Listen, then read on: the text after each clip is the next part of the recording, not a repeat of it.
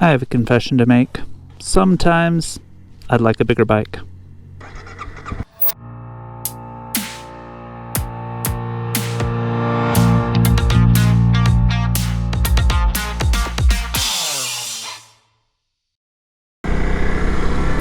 Now, before I get any further into this video, I just want to make it super clear that I freaking love my 300L Rally.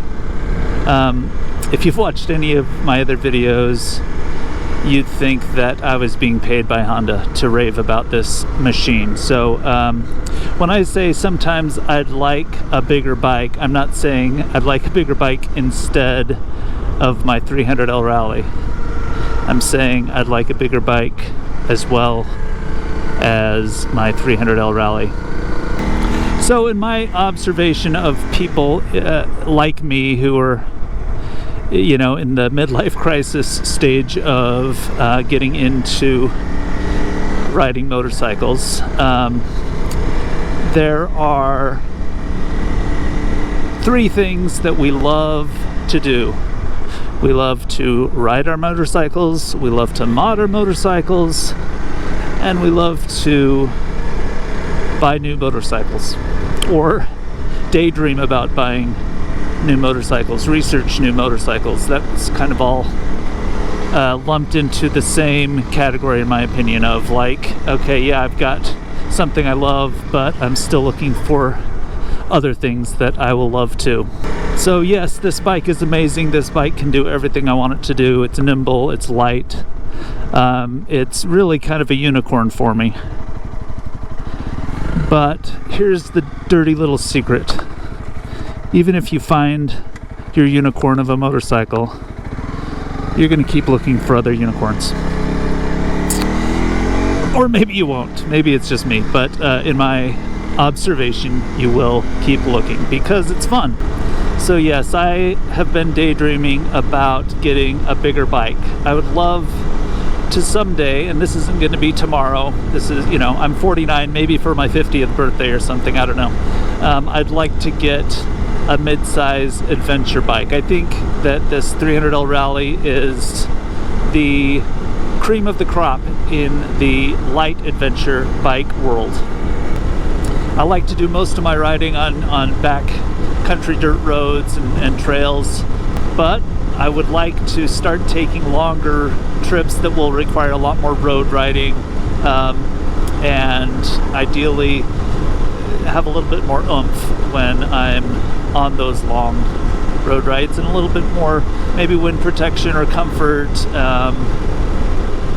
and not need the light nimbleness of the CRF so much, because I'm going to be on mostly roads and or well-maintained dirt/gravel like what I'm on right now. Anyway, with that very long disclaimer in place, I want to talk about the 5 middleweight adventure bikes that I have my eye on, that I've been looking into, that I've been watching an obscene amount of videos about. And you know, if you have an opinion on any of them, I'd love to hear about it in the comments, or if you'd like to, you know, recommend a different one that I don't list for me to obsess over, I'd be happy to start obsessing over your recommendations as well. So the first one, and the one that I was convinced I was going to get whenever I got to the point where I was going to buy a middleweight adventure bike, is the Tenere 700. The first real bike I ever bought was my XT250, which is obviously a Yamaha, and I just think that is an amazingly built machine, and it really sold me on Yamaha's engineering. I just feel like they're bulletproof. Everything I've read about the Tenere 700, especially the engine, is just, this thing is a beast that will run forever. Sounds great, runs great, never fails, all those types of things. So my plan always has been, okay, when I'm ready for a bigger bike, it's going to be a Tenere 700. But I think the rose-colored glasses have started to fade a little bit for a lot of owners. You know, when the Tenere first came out, you couldn't find a negative thing about it. I mean, it was just the bike to beat all other bikes in the adventure segment, and not just the middleweight adventure segment. Like, this is better than anything. But you know, now of course it's very easy to find some criticisms of it. People talk about how the weight is carried up high, and so it makes it a little bit more difficult to maneuver in slow technical stuff, which I don't know if that really matters terribly to me, because again, if I'm in a situation where I'm going to be on slow technical stuff, I'm going to be on my rally, not on my middleweight adventure bike. But something to consider. And before I go any further, I just want to make it clear, I have not ridden any one of these bikes that I'm going to be talking about. This is 100% opinion based on specs and YouTube reviews and adventure bike forums and things like that. So so this is just a fun chat about bikes that I'm daydreaming about. This isn't like, this is the bike you should go get. Anyway, so the Tenere has, the main cons of it that I see right now that have kind of made me consider other bikes are that it carries its weight high. Of the bikes of the 5 bikes that I'm considering, it is the tallest seat height wise, and I don't consider myself a terribly short person. I'm 5'9". I do have pretty short legs for a 5'9" person, about 29, maybe 30-inch inseam. And the Tenere has a seat height, and these are all going to be kind of rounded from memory metrics. So if I get anything wrong, or I'm sorry. But the Tenere, I believe, has a seat height of 34.5 inches. And the Rally has a seat height, according to Honda, of 35 and 35.4 or something like that. And so when I started riding the Rally, I'm like, great, I'm going to be all set for the Tenere. But the Rally also comes stock with super soft suspension, and that makes a huge difference on the practical seat height of a bike. So when you sit on the Rally, it drops a couple inches. So yeah. That said, I have put on the Rally Raid Level 1 suspension, which is a little bit shorter, stronger suspension. So I think my current suspension on the Rally is at least on par, if not better, than the suspension that will come on a Tenere 700. And my seat height now, after the Rally Raid Level 1 suspension upgrade, is 34.5. It's almost identical to what the Tenere is, and it's doable. You know, I'm on my tiptoes, but it's doable. But the other 4 bikes that I'm going to talk about have seat heights of right around 33.5 inches. So, you know, an inch shorter for me, that's kind of a big deal. A very nice thing for us people who have shorter legs. So yeah. Again, pros for the Tenere 700 are the engine is awesome. I'm going to stop talking for a minute because you're not going to be able to hear me with all this wind.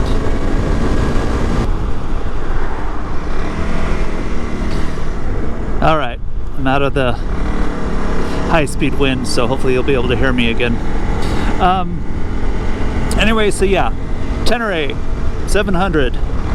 Pros, it's a Yamaha. That is a massive, massive pro. The engine is super reliable. There is a massive following, so there's lots of community support, lots of aftermarket parts. There is dealerships all over the place around me for Yamaha. So the support structure is excellent, and they look freaking awesome in my opinion. I just love the look of the Tenere. Cons, they are the tallest bike that I'm looking at. They hold their weight up high, so they're a little bit more top heavy, not quite as stable as the other options. The tech is mediocre. That said, I'm totally fine with the tech on my 300L Rally, so I think any of these bikes are going to have better tech than my Rally, or at least as good of tech as my Rally. But anyway, they lay almost completely flat when you tip them over. So when I do fall over and I have to pick it up by myself, I'm almost always riding by myself. So you know, I'm gonna have to go to the gym or something to build up my squat skills if I get the Tenere. All right, so next bike on the list. This is brand new announced. Obviously, there's been rumors about it for months, and but it's the Honda Transalp 750. And this one is, there's not really any moto vlogs where people are riding them yet. This is all just kind of like showroom event type of information that we have on the Transalp. But just by virtue of it being a Honda, I love Hondas obviously. I've got 4 of them in my garage, including this one. I've got a CRF300L, and then I've got a couple of old vintage CT70s. Always been a big fan of Honda cars. I mean, just they're just solid machines. So yeah, just by virtue of it being a Honda, it's on my list.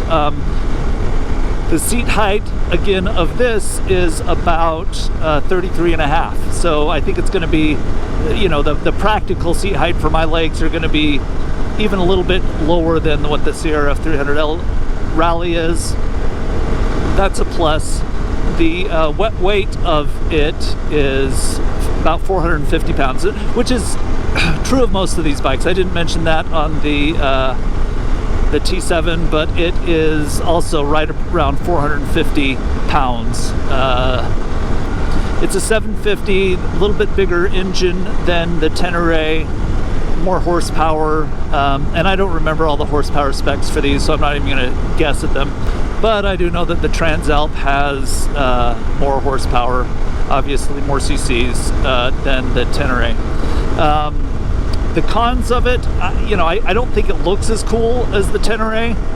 Not that that's a deal maker or breaker, in my opinion, because when I'm sitting on a bike, that's what's important to me, not so much what other people see. But it is a factor. You want a cool looking bike. It doesn't look bad, it just doesn't look as cool as the Tenere. The suspension seems like it's pretty mediocre. Again, there's no information on how it actually performs in real life, but just the fact that it's only preload adjustable on front and back, and you can't adjust the damping, rebound, anything like that, leads me to believe that it's going to be kind of budget suspension. But in terms of everything else, it seems like a good candidate. And since I'm not getting one of these right away, I'm gonna have my eye on that one as people start riding them and reviewing them that I trust. So Transalp is kind of a question mark right now. Most of these are question marks right now, but it's intriguing to me because, you know, the Africa Twin has always seemed nice, but just too big for me. So anyway, I'm excited to see more about the Transalp. The next one that I want to talk about, it just barely, I didn't even know this was kind of on the radar, but the Suzuki V-Strom 800DE just kind of popped up out of nowhere for me. I'm sure there's plenty of people who've had their eye on Suzuki for a while, but I didn't. I love Japanese bikes, but Suzuki always kind of seems like a smaller player to me. I know they've got the DRZ 400, the DR 650, the V-Strom's been out forever in various incarnations. So solid bike. I've never actually ridden a Suzuki at all, and so I guess I've been a little biased. I don't know why, because they've got a great reputation. But anyway, this new V-Strom 800DE seems super awesome. It's bigger than the Honda. It's bigger than at least in cc's. I'm not sure about the horsepower, but it's bigger than the Honda. It's bigger than the Tenere.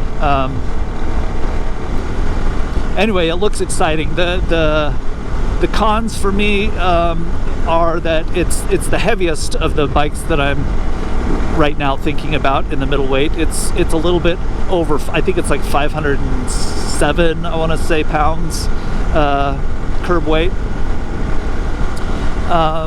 where the others are right around 450. So 50 pounds is a kind of a big deal to me when I'm talking about picking up a bike. And beyond that, I don't know enough about it. Again, I'm gonna be keeping my eye on motovlogs and reviewers as people actually get a chance to get on this and give it a try. The fourth bike that I'm very intrigued by is the Norden 901. 901? I think it's a 901. Which again, it's at this point, you know, CC wise, I'm getting really close to like the 1150 BMW and all that kind of stuff. But the Norden is, I think it's 475 pounds, so not too much heavier than like the Tenere and the Transalp, but it's a 900. And it's, you know, it's sort of a KTM as I understand it. I think the Norden and KTM kind of merged, and so, you know, and I've heard good and bad. I've never ridden a KTM, so I'm kind of influenced by this general bias around the internet that KTMs are a lot harder to maintain, you know, shorter maintenance intervals and less reliability. But, you know, there's plenty of fans that say that's undeserved and that they're great and never had problems with them. So I don't think that's a deal breaker for me. But I really like, again, that the seat height is right around that 33.5 sweet spot that I'm looking at. The weight is, I think on the Norden, it's about 475, so it's right in between the Suzuki 800 and the other bikes I'm looking at that are 450. And I've seen some just really good feedback on them from YouTube reviewers that I really enjoy watching. So that is one. I haven't dug into it as much, but it just keeps popping up. So I think I'm gonna keep an eye on the Norden. But I'll tell you that one of the main reasons that I haven't looked as much into the Norden as I probably should before I get serious about buying a middleweight adventure is because of bike 5 on my list that I'm just really honestly leaning towards at this point. And that is the Aprilia Tuareg 660. And this one, I mean, it just seems so awesome. I mean, it's 660, so it's right there. That to me, that's just an awesome size for a middleweight. It's more than twice the power of my rally, so I think it'll be more than enough for anything that I ever want to do. It's got tubeless tires. I think the only other one on my list right now that has tubeless tires is the 901. And some people are for, some people are against. But for the type of thing that I would be using it for, which is mostly, you know, for my bigger kind of longer adventures on less technical roads, where I wouldn't need to be like airing down my tires significantly or anything like that. I just really like the idea of having a bike where if I pop a tire, I can just patch it, throw the air compressor on it, and be done with it. So really like the tubeless options. It's got far and away the most tech of any of the other ones on the list, which is a pro and a con for me. I think there's so much that it would confuse me a little bit, but on the flip side, I think I would definitely take the time to like learn it and dial it in to you know, my riding circumstances. And I like the idea of being able to do that just kind of like from a screen rather than being under there adjusting things or sending off my ECU to get remapped or anything like that. I like the idea of just, you know, being able to really dial it in for myself, even though it's going to be a learning curve. I like at least the idea of being able to do that. you know, the seat height is right there, that 33.5 sweet spot for me. The weight, same thing, about 450. And I love the look of it personally, and the big negative, and you'll see this all over the place if you're looking at Aprilias, is the dealer network, the support, the aftermarket parts, things like that are just not anywhere near the level of any of the other bikes, especially the Japanese ones. But even like I think with Norden / KTM, I think you're going to have a lot more dealer support and parts and things like that than this Italian Aprilia brand. And for me, and a lot of that depends on where you live too. Like if you're in California, there's probably a dozen Aprilia dealers around that you can go to. There's not a single Aprilia dealer in Utah where I live. The closest one is in Idaho, Idaho Falls, 3.5 hours away from me. So knowing that if I ever needed to take my bike to the dealer, it would be at least a 7-hour drive. And that's assuming that whatever they're doing to my bike is a same day type of thing, you know? So if it's a, oh yeah, you need to drop off the bike for a couple days type of situation, then I'm either staying in Idaho Falls somewhere, paying for a hotel, or I'm driving back to where I live 3.5 hours and then driving, you know, and this is all with a trailer, you know, so that's a big problem for me. But something that kind of mitigates that problem for the Aprilia is that I'm still going to have my 300L Rally. This thing is bulletproof, and I've got great dealers all around me. The reliability of the brand is important to me, but knowing that I have a Honda that I love in the garage with it makes a big difference. I'm never going to be without a motorcycle. So yeah, if you can't tell right now, I'm leaning heavily towards the Aprilia, and I've got this, you know, hope, probably in vain, but I've got this hope that an Aprilia dealership is going to open up in Utah, you know, in the interim between now and when I actually am for real shopping for a middleweight adventure bike. If that happens, I can almost guarantee that I'm going to go with the Aprilia, unless, you know, reviews of these new bikes, the V-Strom 800 and the Transalp 750, watching reviews of those may sway me, since we just don't have a lot of real-world information on them yet. But let me know what you think. I know there's a Triumph Tiger, I want to say 800 or something like that, that I haven't really looked at all.